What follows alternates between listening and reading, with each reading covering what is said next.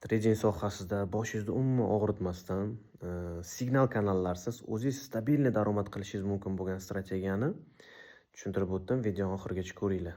Sizlarga hech qanaqa bir sehrli narsa kerak bo'lmaydi. Intizom kerak bo'ladi. Intizomni yaratishda sizda oddiy bitta narsa.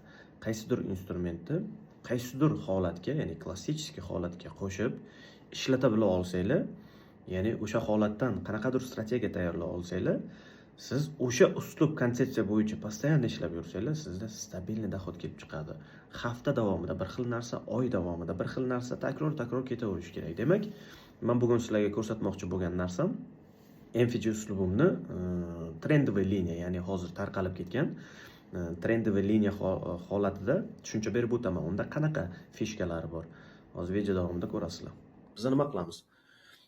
Qisqa qilib tushuntirib o'tib ketaman. Buni qolganini o'zlaringiz ko'rishni boshlaysizlar. Demak, 30 minutlik time frame ga qo'yasizlar. 30 minutlik time frame ga qo'yganimizdan keyin bizda oddiy klassik holat bo'lishi kerak. Qanaqa holat bo'lishi kerak? Trend, например, o'suvchi holatda bo'lyapti, uptrend holatda. Siz bu holatni belgilaganingizdan keyin trend proboy, ya'ni breakout bo'ladi. Mana shu yerda breakout bo'lgan shamning, mana любой sham, u yerda doji bo'ladimi, tanalik bo'ladimi, farqi yo'q. Bunda faqat shunaqa texnikasi. Siz shu yerga Fibonacci'ni, например, trend o'suvchi bo'lsa, sham medvejniy sham bo'lsa, уже tepadan pastga qarab tortasiz va sizga o'sha 50 hududiga kelgandan keyin bu 30 minutlik time frame da ishlatilyapti. 5 minutlik time frame da engulfing signalni, ya'ni поглощение bilan sell factor topasiz bu holatda. Demak, bizda uzoqqa borib o'tirmayman, buni misollarni o'zlaringiz ko'rishlaringiz mumkin. Yaqin oxirgi kunlarda bo'ladigan hodisalarni ko'raylik. Например, oddiy klassik nima bo'ldi? Trend bo'ldi. Trend buzilish holati bo'ldi.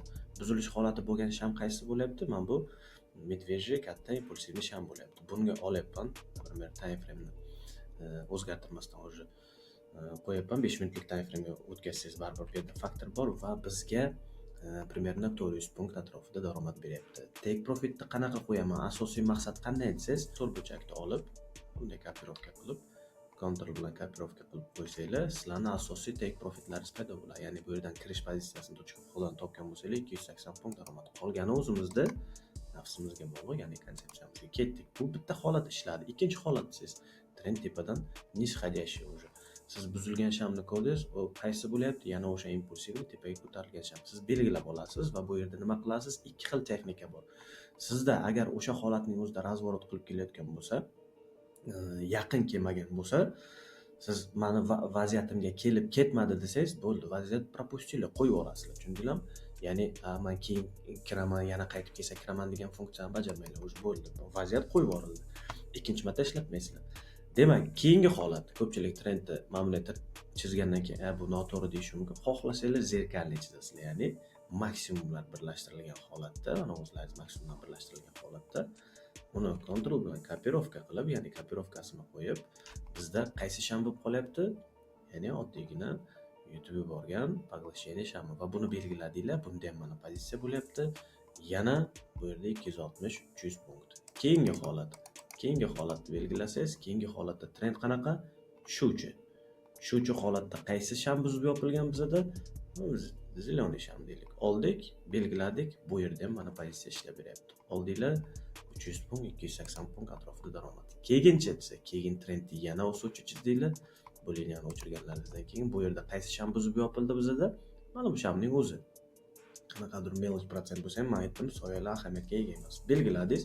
Belgilaganingizdan keyin bu yerda ham bizda krupniy punktovka bo'lyapti. Keyin уже globalniy holatda, ya'ni ichki hudud shuni belgilab olgan bo'lsanglar, bizda buzilgan sham impulsivniy buzilgan sham hisoblanyapti va bunga ham Fibonacci'ni maksimumdan minimumga qarab tortdinglar.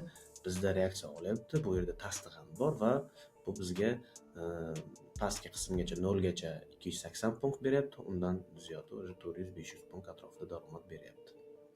Bu oddiygina oxirgi haftaning qilingan holatlari hisoblanadi. Qolganlarini o'zlaringiz ko'rib, kommentariyada fikrlaringizni qoldirsanglar, men o'shanga qarab yana video darsliklar chiqarib o'raman. Hammasi tekin.